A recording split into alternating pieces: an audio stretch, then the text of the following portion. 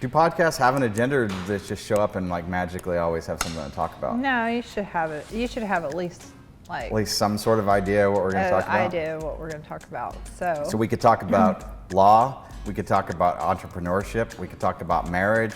We could talk about ending a marriage. We did a whole lot about marriage last week. You want to? We could talk about my book on how I have a book out that teaches people how to sell legal services and why it's good to sell legal services and how you can help people and what you need to do after you sell them legal services. Yeah. Because so many people think that legal services are all about the delivery and things, and they're like, and they forget like you have to sell them legal services in order to deliver them legal services, and a lot of attorneys skip over that step and they don't really understand what that step is. 1, 2, 3, go. Jennifer Hardy, har. Believe it or not. Welcome to the Lawyer Dana Show. The Lawyer Dana Podcast. Wow, we have a lot to talk about. And we're going to do it right after this. Welcome to the Lawyer Dana Podcast. Okay, so Star Wars, you just recently went on the Disney Star Wars Hotel. Yeah, you want to talk about that? Exclusive. Yeah. This has nothing to do with any of the actual stuff. This is a very personal thing. But have we talked about when Summer got food poisoning? I thought she was going to die, and my recent traumas, like simultaneous back-to-back traumas with that. Well, we've kind of, I think, touched on it. I did. So I was there on opening day of the Star Cruiser, like the maiden first voyage, and it was great until it wasn't. And Summer got food poisoning, and I actually took a short video of her miserably puking, and we had to call the paramedics, and I was worried that there was a few minute period where I was faced with that like legitimate fear of that she would die. I've had to go to counseling afterwards. She didn't. It wasn't as much of a trauma for her to actually go through, which it was horrible for her. Well, and yeah, she felt horrible, but sucks. I didn't like, her being in it versus me thinking this person who I love more than anybody else in the world and who I likely will love more than anybody else in the world and more than I've ever loved anybody. She's my number one favorite person. We don't have any biological kids. We have some adopted kids. Like I have a son that still likes me. I love him very much. I was faced at, oh my God, everything that's important to me in the world is leaving me maybe right now. Oh my God, what is happening? And that's fear and actual real panic. It was actually like right when the Ukrainian invasion war came in, and when that was happening, I was like, wow, what must those people be feeling? What must they be going through and going to war and in the modern age and in a modern city? It's like as if the United States was going to war and being invaded. Like, what must that feel like? What must it feel like to know and experience that your spouse is at risk and might die and your family might die? And I was like thinking about that, and then it became real, and it became a, please God, don't let Summer die. And she was okay afterwards, but I really thought like she might be dying from this, like, oh my God, what is this? And so, not to be all like she didn't have to go to counseling afterwards. I did. Right. Not to be like crazy. Not to be a counselor for you, but do you think that some of that could be from what you went through with your own mother? That you have that fear that stays in the back of your head? Wow. Okay. Thanks for turning this into a. Not trying to turn it into. But I mean, welcome to my therapy session, everybody. But seriously, like I experienced that some myself. I lost my father at 15. So losing, a loved one, someone so close to you, someone that meant everything to you as a child, it has put, in my life, there's been panic moments, or like if I couldn't get a hold of Daniel, I would start going to the bad things, and I started at in my teenage years going through that. So I can only imagine that, I think it's psychologically, it messes with you. It definitely did. I was very, very scared, and I was praying for peace. Obviously, praying that she would be okay. She was. Thank God that she prayer was was. answered. Yeah. But I was like, and this happened over the middle of the night, and so I'm now I then started to get sleep deprived, and then ironically we closed on a piece of real estate like. Yeah, you were 12 hours trying later, to close on a all that house stress. during all that. Yeah, and she was, when we were signing for the house, she Yeah. couldn't read anything. It was, and we had to close that day. Right. Like, there was not optional. She was probably extremely dehydrated. She was extremely dehydrated. She was so dehydrated that her bones were hurting. Her muscles were hurting. Yeah. It felt like, and she Yeah. was getting muscle cramps from the dehydration. And thankfully the paramedics said, because I was thinking give her water, and the paramedics said if you give her water, anything that she consumes, it just starts the whole process over again. Right. And she was throwing up black, like bile, stomach yeah. bile. Yeah. And they said everything in her, the paramedics said she's got to flush everything completely out of her system.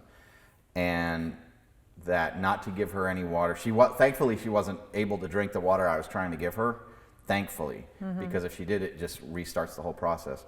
And they said you have to wait until you haven't thrown up or had diarrhea they said throw up, but it was both ends for her. They said you have to go at least 2 hours, and then you start with a cup or a cap full, like one of these, like a cap full of water about every 5 minutes to start rehydrating yourself. So this whole process was you booked this trip that you were so excited about, something you wanted to do, like Since the moment I heard about it. Yeah, once you heard about it, it's a childhood fantasy of yours. You're a huge Star Wars fan, huge Star Wars nut. You love it all. And so you had this exciting opportunity coming in front of you. And then at the same time, all of a sudden you're like having to close on your house at the exact same time. We were supposed to close on the house before we left, and that got delayed, and that was a big crisis. And because of that, I was trying to do a costume to go to the Star Cruiser. But because of all that distraction and all that, even some of the things that I was planning, I forgot that, I ordered like the video cards for the cameras that I was wearing. And what I wanted to do was have it to where I was like a droid and have a costume to where the camera would be camouflaged in. But instead it was like, had a hat and the body thing, and I think I had like the black shirt like I'm wearing now. So I didn't really look like I was well costumed at all. In fact, if I would have even had the white pants on that I had now, it was off, and I looked like a person instead of a costumed character. So going back to that, I know that when you're on, so the trip started off like great. Amazing. Yeah, and you're so excited. Amazing. I know I saw the first footage of some stuff you filmed, Yeah. and like you can tell how excited you were to be on the ship. My inner and- child Yeah. came out, and I had this amazing momentum and energy going. Right. It was awesome. So the ship was amazing. You were ready for everything, and then what happened that changed that mood for you? Well, so I think we made a strategic mistake by one of the things that we did was we left the ship and we went to Galaxy's Edge, which I've done all that over and over again. And then I realized, like, why are we doing this? Like, we're missing the ship we can't get back on.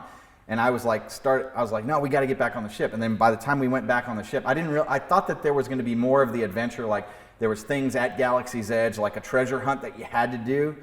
And Summer did all that, and it turned out like it wasn't really working. The app wasn't that great. The game, that was an aspect of it that wasn't working. And we should have just stayed on the ship and done that stuff. And I missed one of the major things that I wanted to go for, which was the sabacc tournament. Right. Summer and I bought sabacc, learned sabacc, when practicing sabacc, and I wanted to compete in that tournament. And we get back on the ship, and the sabacc tournament was over. And then app and things, nothing told us about that. So I was like, big disappointment, but like I'm okay with it. And then we start participating in that adventure, and we luckily on the evening got to do this one adventure that only D23 members had done, and there was only and the room was kind of like packed with them. And then basically the second show that ever happened was us and like 10 people, which very intimate. And we have the video of that. Is that processed? And have you got that one yet?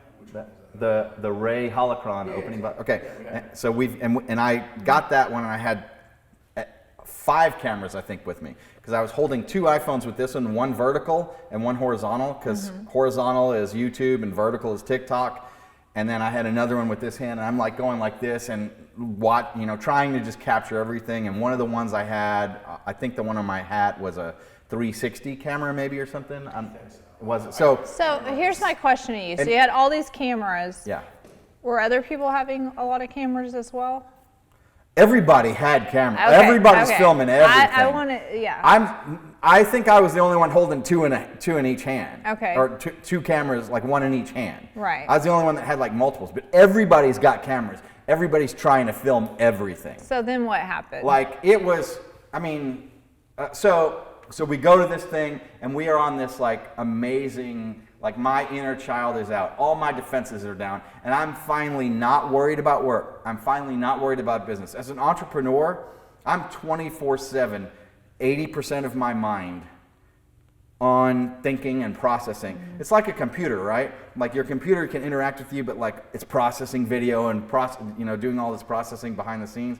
Well, like 80% of my normal mind is thinking about business, entrepreneur, processing like things about cases, like I'm trying to do this breakthrough, things that we never build for, but like I'm sitting here and like an entire day will go by and I've been dwelling on a case, not build, but like just thinking of it and processing and dwelling and trying to make these major difficult entrepreneurial decisions, just like pressure that you put on yourself and that as an entrepreneur you sign up for early on. And it's just the entrepreneur's journey, and especially in this most difficult area of law that there is, which is family law and estate planning. I mean, people coming into a family, people going out of a family. It's just difficult and high pressure stuff. Well, I've finally become fully present in what's going on. Like there is no outside world. I am bought into the fantasy, and 7-year-old Dana has come back for the first time in 30 years, or 40 years, right? And because I'm 47, and it's all working. And there's a thing about Disney, and I've gone to Disney quite a bit, studying Disney, trying to incorporate the Disney magic into the Dana magic. And I go with a colleague of mine who's another entrepreneur. His name's Bill Neighbors. He's one of the best VA disability attorneys in the country. Absolutely phenomenal, just unbelievable entrepreneur, unbelievable attorney, just amazing guy. He's got cerebral palsy, and we go to Disney, and he loves Disney because they treat him like a king. He doesn't like Universal as well because we were like, Bill, why don't you like Universal? He goes, they don't treat me like a king there. Right. And that difference, the Disney difference versus Universal versus just day-to-day type of businesses, is the key. It's one of the keys in service. And so there's a thing about Disney is they're not allowed to say the words "I don't know." Right. And once we realized that and found out that behind the scenes about Disney, we tried to go ask Disney employees questions to see if we can get them to say "I don't know." And there was one guy where we were like, "Hey, there's a guest experiences desk right here," but it was like early. We had early admission because we were staying somewhere, and like we went to Animal Kingdom, which kind of fills up later. If you get to Animal Kingdom real early, like that's the one that is less of a line than Magic Kingdom, Epcot, and Hollywood Studios. Oh, that's good to know. Right. Going in the June, Yes. so yeah. And so I'll teach you all these tricks, and we'll have that on maybe this podcast, but probably the other, or we'll send you a link up to that. Summertime's coming. It would be good to give people Disney tips. Exactly. And so there was a janitor guy, and we were like, he's not going to know. And we saw him wanting to, his first thought was, I don't know, but he stopped himself and wouldn't say it. Because he's got to think of something to lead us to the next thing. Because if you say, I don't know, that's like the end of it. Oh, and it's a disappointment or whatever. Right. Disney doesn't have that as part of their experience. They say, well, have you tried this? No, not yet.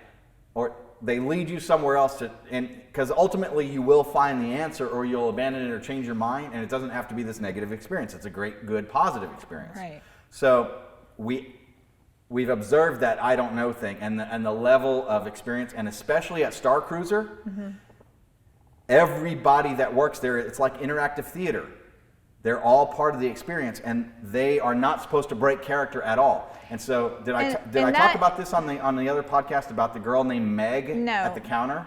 But here's the thing. I think it's really good because a lot of people are probably thinking about the Star Wars hotel, and they're like, "Oh, maybe we should go stay there." If you're going to want to go do all the parks, is the Star Wars hotel something you should stay at? If you stay at the Star Wars hotel, don't leave that hotel. Okay. You're there for like 42 possible hours, and you have to sleep in the middle of it. Right. Twice. You actually sleep twice because you check in at like 1 o'clock. So you want to get there like within the first about 2 hours of the check-in, and then you'll get in. The check-in was decent when we got there, but we weren't there like waiting for it to open. And really, when we got there, it didn't seem like it seemed like there's because there's only 100 guests that are going to be staying there. Then really, the entrance and going in is not necessarily a line that you really need to line up for early. This is an interactive experience. There's 100 cabins. Okay. And so there may be 400 people total going in, and there's like a 3 or 4 hour window. And how much did you pay for this? Like almost $6,000 for 2 days. For 2 days. Yeah. Okay. And we got the very first day, and it was a miracle that because I spent a lot of time, and we had other staff members that were trying to call in, because you have to call to book it.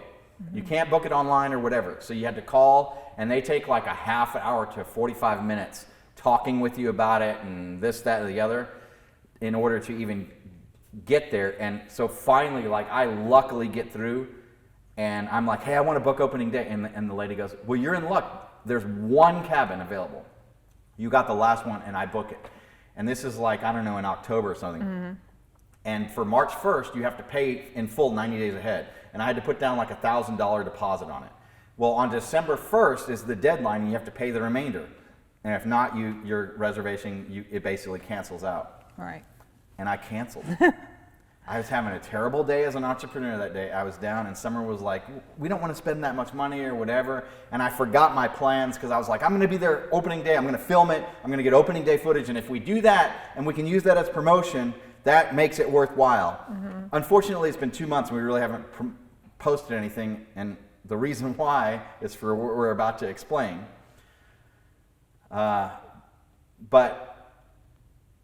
And then as soon as I did that, like for the next weeks, for what was it, 2 months maybe or something, I was like down, and occasionally I had Brenda that was trying to call and like trying to rebook it, and they were like, we'll figure it out. There's a way, and I was like, there's no way. It's impossible. And then we would check and we would look, and different things would open, and then like the next month. But so at 90 days, if you cancel after that, it's 25% penalty.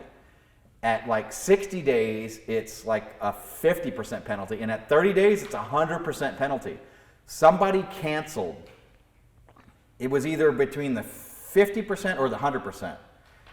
And I think it was a media personality or somebody VIP, because we had an amazing cabin. We had the best one that you can get.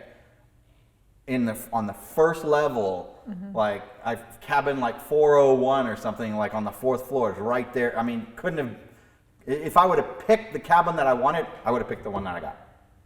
And so I think it was like some VIP that they had that canceled, because it turned out that they had a one sneak influencers dress rehearsal a few days before for press and VIPs only. And what I think happened is that there was a VIP that booked that said, okay, I'm going to cancel because I got the special invite for the day before. Okay, so all this has happened. You're back in the Star Cruiser. So we're back in the Star Cruiser. And what takes place that causes everything So right to after kind of the go Ray south? experience, I don't know if I want to put this out or not, because I don't want to be sideways with this person. Well, you don't have or to with use Disney. anybody's name. You can talk about the experience. You don't have a name. One of the Disney, it was a very high up in Disney.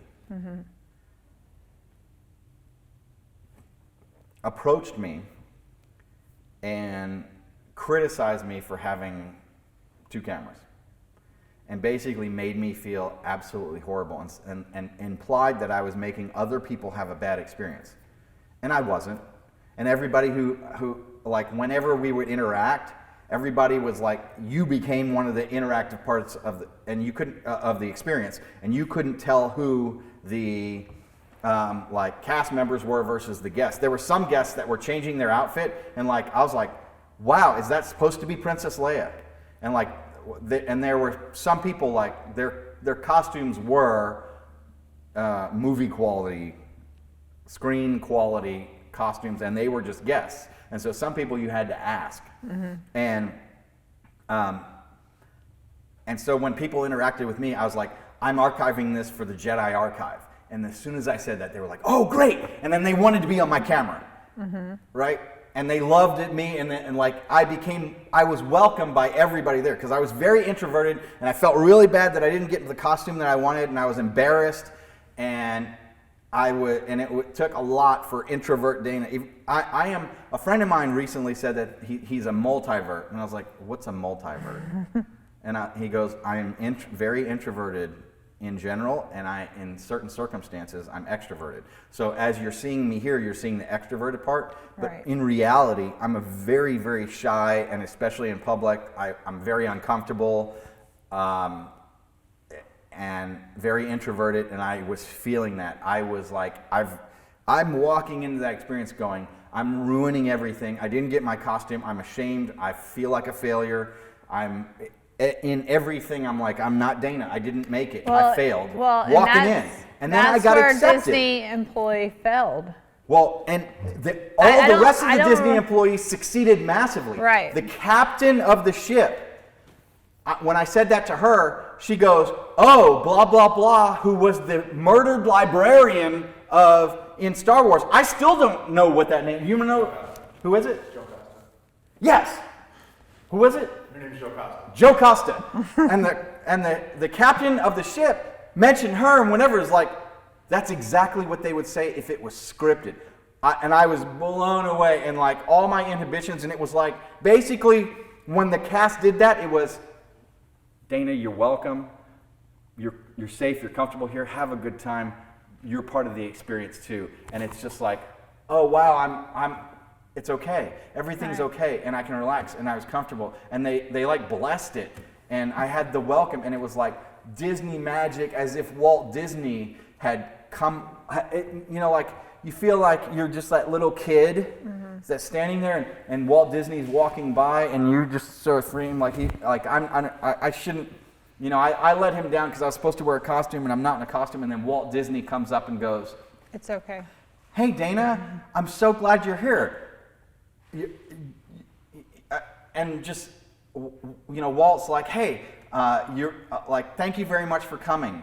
And oh, I like, you know, he like compliments your whatever. And you're like all subconscious about everything, but you've got a little rose on you. It's like, I really like the rose. You know, just something like that. Right. It's like somebody, if you've ever read the How to Win Friends and Influence People, or just one of those techniques of like, find something about somebody that you like and compliment it.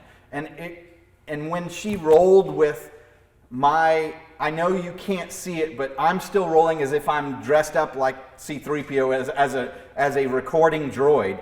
They like, as soon as I told them that, everybody's imagination put me in that costume and saw me at that, and just I was automatically incorporated and assimilated into it.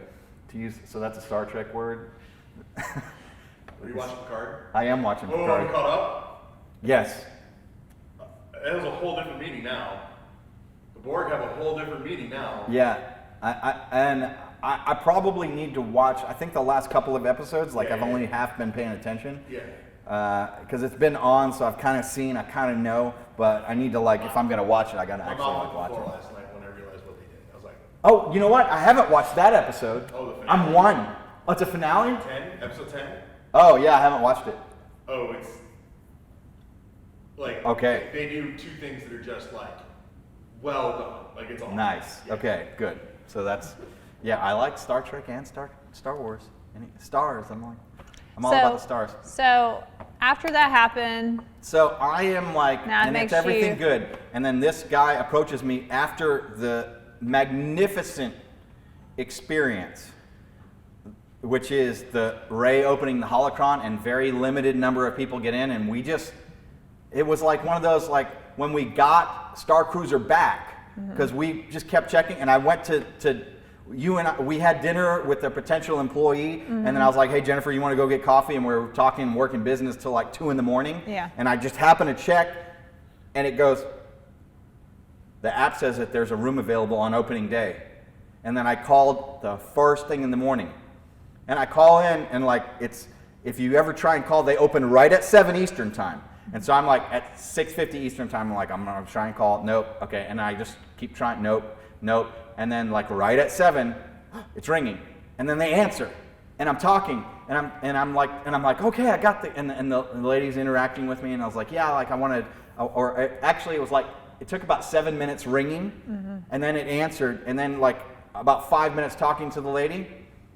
And and I'm talking about Star Cruiser and this and that. And she goes, okay, well, I'm going to transfer you to Star Cruiser. I'm like, you're going to transfer me now? Like, it's been 15 minutes. Somebody's already grabbed it. Got to. Like, everybody and their dog's got to be watching this. Like, I've missed it. No, I thought I was talking to the actual lady. And you're transferring me now? No. I've lost it. And then they transfer me. And they're like, oh, yeah. And this lady's like, oh, yeah, let me put that on hold and let everybody know. Apparently, they're in a room of like 4 people that booked the whole hotel. And they're like, I'll let them know that I'm holding it and I'm giving it to you so that nobody else takes it. And I'm like, did that really just happen? Did I not get, like, I got the magical, how did you get that, like, hottest ticket on the planet, canceled and gave it away, and then magically, luckily, happened to get it back? because you were meant to be. Apparently. It was meant to be. And so then I meant to have the experience of this. The guy, after this magical experience, and like inner child Dana, I am 7-year-old Dana. I haven't had an experience like this in my life, ever. Having the most awesome magical time and like maximum Disney experience. And like, I'm like so happy that I'm like, everything in life is going to work out. And then this guy comes along and then this guy just comes out crushes in 90 you. seconds. Just crushes it. Crushes me so badly. And he implies that he basically criticized my costume outfit, that everybody else was seeing, but he didn't. And he didn't come up to me and talk to me or whatever. He just came up to scold me like I was an employee and deserved reprimand, and did not treat me like a guest. Remember on the last podcast we were talking about guests? He did not treat me like a guest. It was everything wrong, everything that you're not supposed to do as a Disney employee. He should be terminated for that, or at least, please God, don't do it again. Yeah. Because you messed it up. And here's what happened to me.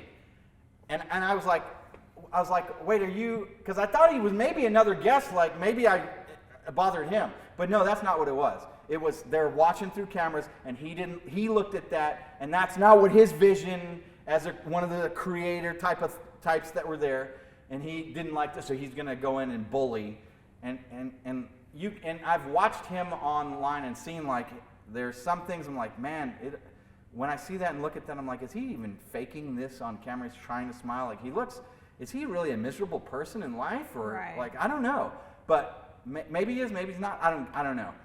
But like it was he could have come up to me and engaged me and easily in character, as a character, figure out who my character is and who I really am, and rolled with it and totally got me to go, hey, like he could have figured out a way to get me to carry just one camera at a time. And he could have gone, hey man, oh, you're the Jedi historian? If you would, I'm making this up right now, as I haven't even thought through necessarily, but it could be something like, if you, I used to be a documentarian for the Jedi Archive myself, and I have done that. And what I learned is, with one camera, it's a better experience for you because we also want your spirit to absorb and live in the experience as well. Right. One camera would be ideal for that. No, and then that's I what would he have should have gotten, done. I would have been like, man, that's the coolest way to Well- ask me to only have one camera. And he goes, and if he would have gone, I'm really looking forward to the footage. And it would be great for the next finale. A one camera situation would be amazing. Well, and then I would have been, something. Right. Right? He could have rolled with it just like the ship's captain did, just like any of a number of people that I had interacted with, the guests, and they were friends, and I was starting to even do interviews, and there was a lot of YouTubers and things that were there, and people shooting professional type of level footage. There was one guy who later on in the evening, when I'm trying to kind of find that magic again, that I even did an interview, and then I filmed us playing a game of sabacc later in the day. So this was about 8 p.m. that this happened, and so my immediate response was this embarrassment, humiliation, the introvert, every fear that the introvert has was realized in that. I'm exposed, I'm criticized, he didn't like my costume, he didn't like my character, he didn't like me, therefore I now wasn't welcome. It was as if I wanted, and all I wanted to do was crawl into a shell and leave, and I was going to my room anyway. I go to the room and I just call, and I wanted to freaking cry. And it took me, and because of the major adrenaline rush that everything was, it was like this adrenaline dump that went through my body, and my back started killing me. I'm already there, I'm on a cart and have a cane at the time, because if I'm standing for any length of time or whatever, I have a problem. When I'm walking, I'm good, but actually if I'm standing, I have to lean on something. I've got some mild degeneration in my back and whatnot, but and I get this massive, worst that I've had in years headache, and then I start texting with Bill, who's trying to talk me out of this negative. So it's as good as it was, it then went horrible. It was just, right. No, we're gonna flip you around. Well, I think it's really from best to worst. Right, and I think it's a good point that even the greatest businesses out there that have the greatest platforms, the greatest systems in place, and how they handle their employees, and what you should do, and how you should do. 99.9999% of all of the whole team can be great. It just takes one. It takes one person to ruin it, and it doesn't matter who they are. And I don't even care if it was someone like a CEO or a CFO or a COO or whatever. A very high up person who totally missed the point.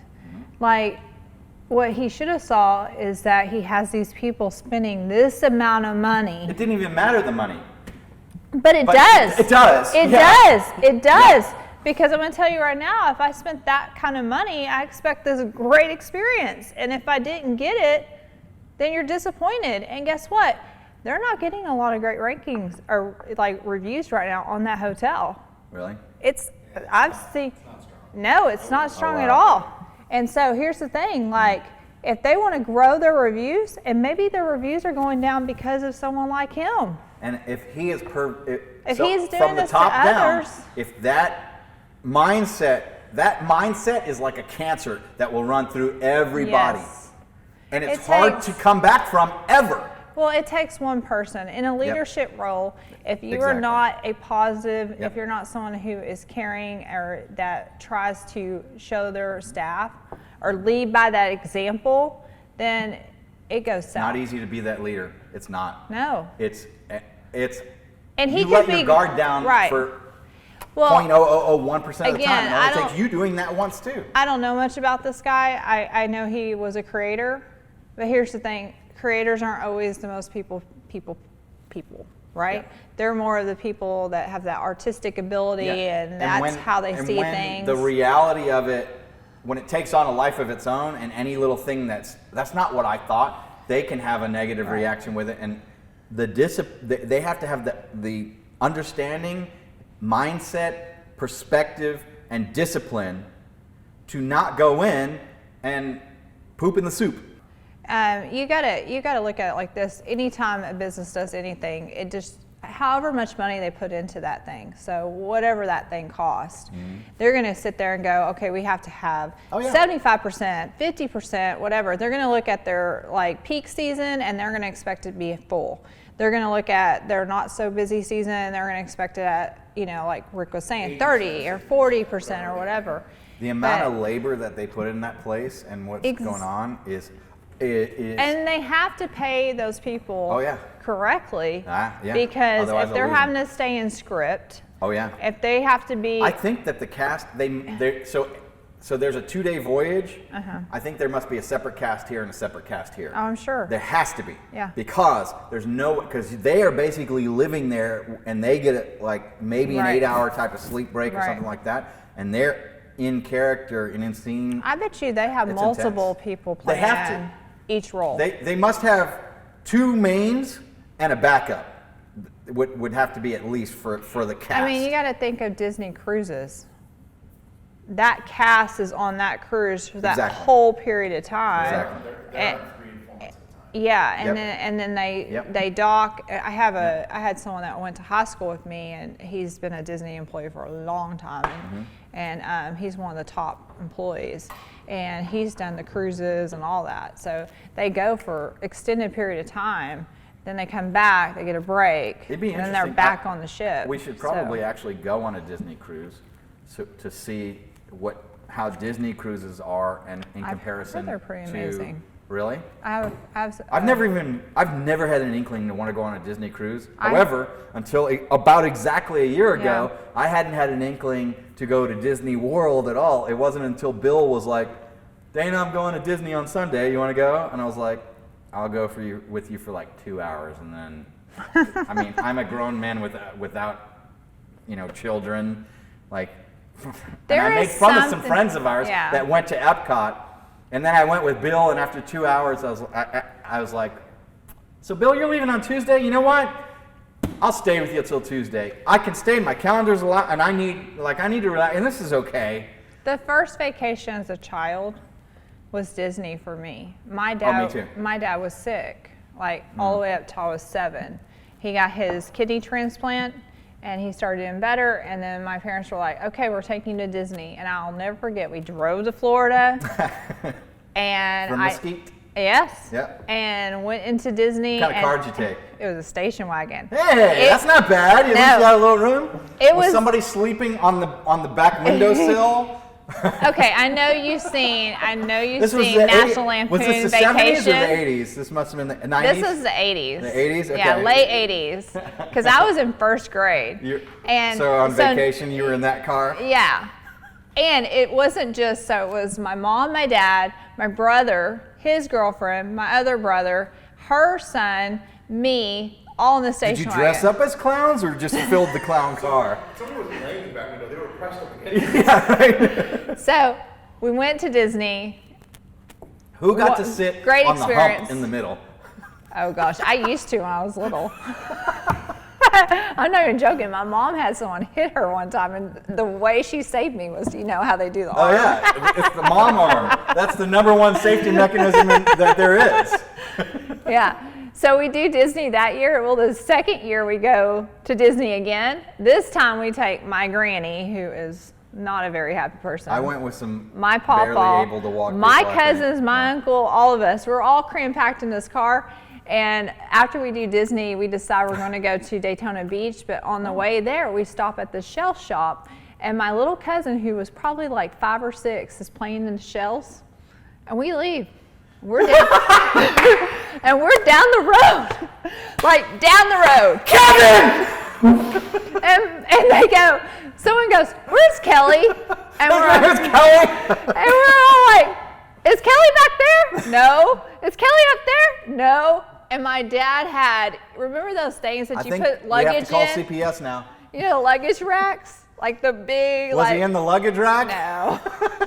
But we're down the road, okay? And my dad just does a huge U-turn in the middle of the highway. No, but I thought the whole car was going to tip over. Oh, goodness. Okay? So he flies back to the shell shop. My cousin's still in the same spot, playing in shells. My uncle runs in and grabs her up real fast. And, yeah. some funny vacation stories. But anyway, I remember when we went back to Disney when me and Dion got married, and we went for a friend's wedding, and like I won't ever forget. It was like going into the theme park, hearing Jiminy Cricket, and I was just like crying.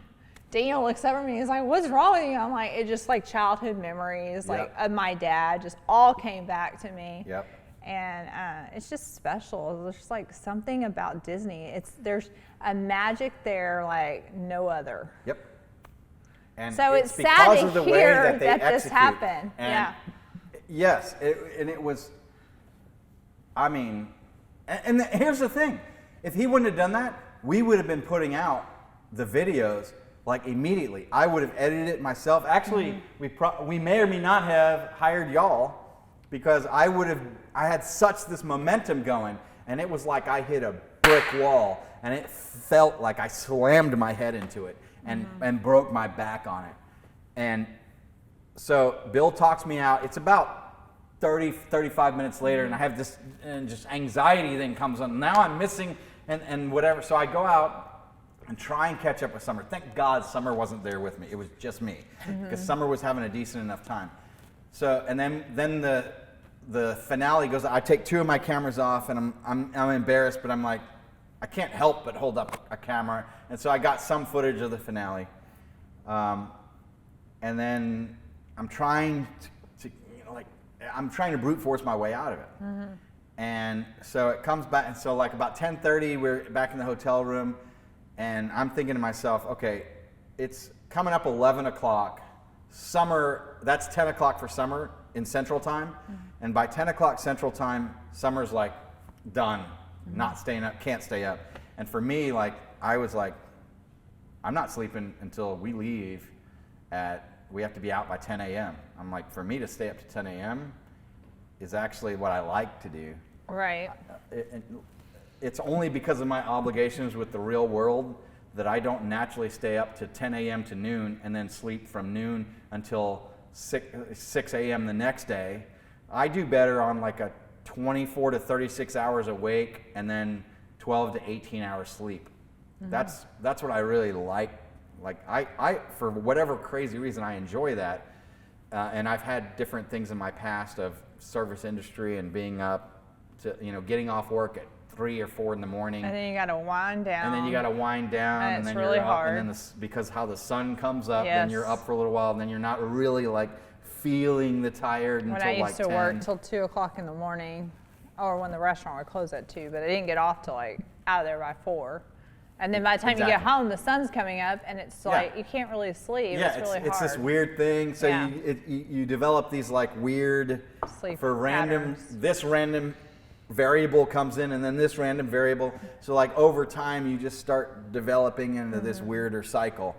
And so I was like, it's 11, and nobody else is out there. I'm going to use the Star Cruiser as a set. And I'm gonna film myself. I'm gonna talk about it. I'm gonna have and I was gonna be my highest energy. So at 11 o'clock, and she goes, I just pushed this too hard. I'm feeling nauseated. I feel like I'm gonna throw up. And like I went to the bathroom. I thought I was gonna throw up, and I didn't. I'm just going to bed. I'm like, okay. And that means, and she wants to be left alone. And I'm gonna, in order to leave her alone and not even disturb her by trying to brush my teeth and get ready or whatever, I'm like, I'm going out. And I took my cameras, and I was going to film stuff. So I take my cameras, and I interview one of these guys who apparently was super mega famous, but to me it was just the guy who happened to be there like me. And I do an interview with him, and then we go play sabacc. And I have mics. I individually mic'd 4 people and had a camera pointed down at the full sabacc table, and camera pointing at these two, camera pointing at these two. So I filmed that. We called it the World Series of Sabacc. And I do that for like 2 hours, and then we go out and we're talking for like an hour. 3 o'clock in the morning, I go back to, I finally look at my phone, and Summer's like SOSing me. I'm throwing up, I'm sick, help. And I'm like, oh my God. So now I'm back to, okay, we went from great to horrible again. And now I'm like, oh my God, I've 4 hours worth of missing SOS calls from my wife, and she didn't come get me. Like, oh my God. I go to the room, and she's like, throwing like it was horrible. And I think it's that that's blue what shrimp happened. she ate. It could be. That shrimp looked And funky. so there is a is something that happened, and the follow-up to that, and how that went, and how we get into the next day is what we're going to talk about in the next episode, and we'll roll right after this.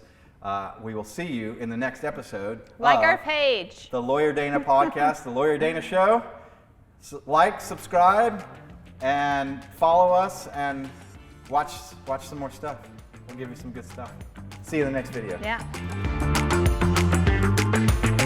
The Lawyer Dana Podcast.